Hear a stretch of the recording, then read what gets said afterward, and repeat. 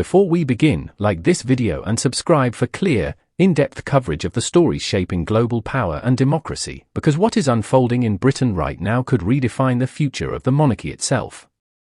Over 5 million people across the United Kingdom have taken a step never seen in modern British history, and as you are watching this, King Charles has less than 48 hours to make a decision that could define his reign. Britain is now facing its most serious constitutional confrontation in more than 2 centuries, a collapsing government, a furious public, and a monarch trapped between 2 impossible choices: protect democratic legitimacy or risk lasting damage to the crown. This is not rumor or speculation. It is unfolding right now behind palace gates, inside Westminster, and across the streets of Britain's largest cities. To understand how the country reached this moment, we need to rewind just a few weeks. At first, the situation looked familiar. Approval ratings were slipping, ministers were under pressure, and Parliament was facing criticism, nothing Britain had not seen before. Then everything changed. A single petition appeared on Parliament's official website calling for immediate general elections. Within 24 hours, more than 100,000 people had signed. Within 48 hours, that number surged past 500,000. By the end of the week, it reached 2 million. And instead of slowing, the momentum intensified: 3 million for million, then more than 5.2 million signatures, and still climbing. That figure alone exceeds the combined populations of Scotland and Wales. Nearly 1 in every 12 people in the United Kingdom has now taken direct political action. This is not a viral trend or online novelty. It is a nationwide expression of public anger and frustration on a scale no modern government can ignore.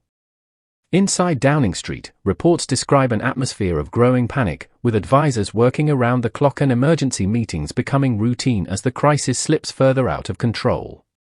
The Prime Minister's approval rating has collapsed to just 18%, the lowest ever recorded for a UK leader in the modern era, lower than during Brexit, lower than during major political scandals, and lower than anything seen before.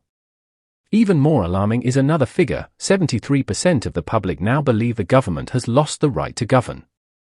That is not a dip in popularity. It is a collapse of legitimacy. What makes this crisis unlike any before it is the speed and scale of digital mobilization. Calls for elections have dominated global trends for days, generating billions of online impressions. Videos posted by ordinary Britons, nurses after exhausting shifts, teachers standing in empty classrooms, shop owners speaking through tears, have amassed hundreds of millions of views. These are not celebrities or influencers.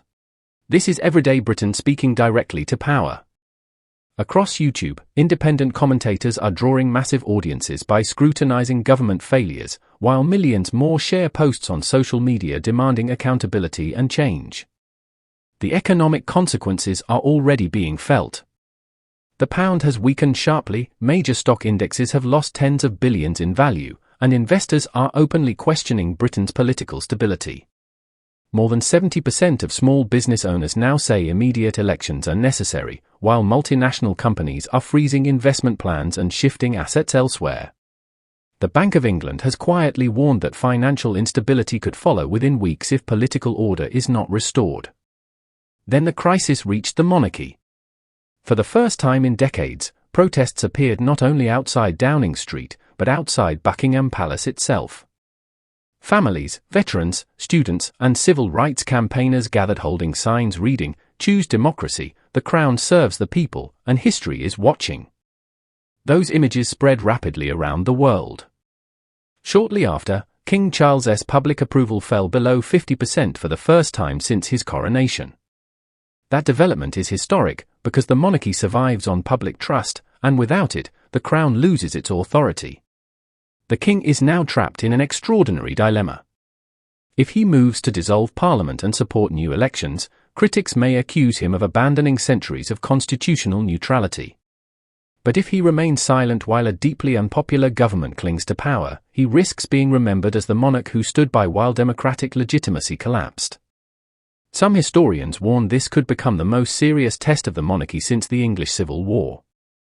Behind closed doors, King Charles is consulting former prime ministers, senior legal figures, and constitutional scholars. Even they reportedly agree on one thing: there is no clear precedent. This is uncharted territory. International concern is also growing. Diplomatic partners are watching closely, official visits have been postponed, and global institutions are requesting briefings on Britain's stability.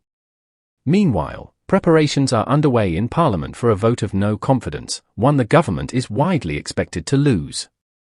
Yet reports suggest the Prime Minister may refuse to step aside, arguing that public pressure should not dictate leadership. Such a move would create a direct deadlock between Parliament and the executive, placing the King squarely at the centre of the crisis. Across the country, protests continue to expand in London, Manchester, Birmingham, Cardiff, Glasgow, and Belfast. Organisers are planning nationwide strikes that could disrupt transport, schools, and healthcare, with analysts warning of severe economic costs. Inside Buckingham Palace, multiple drafts of a potential national address are reportedly being prepared, each outlining a different path forward, calling elections, remaining neutral, or attempting an unprecedented compromise. No one yet knows which option will be chosen. This is no longer simply a political crisis. It is a defining test of whether Britain's institutions can survive democracy in the digital age, and whether monarchy and democratic legitimacy can coexist when public trust begins to fracture. King Charles spent a lifetime preparing to wear the crown, yet nothing could have prepared him for this moment. His decision will shape his reign, influence the future of the monarchy, and potentially alter the course of British democracy itself. The clock is still ticking. The next 48 hours could reshape the country. As the nation holds its breath, analysts debate the king's possible choices, historians examine the unprecedented nature of the moment, and citizens across the United Kingdom brace for the consequences of a single royal decision. Every statement, every gesture, and every moment matters.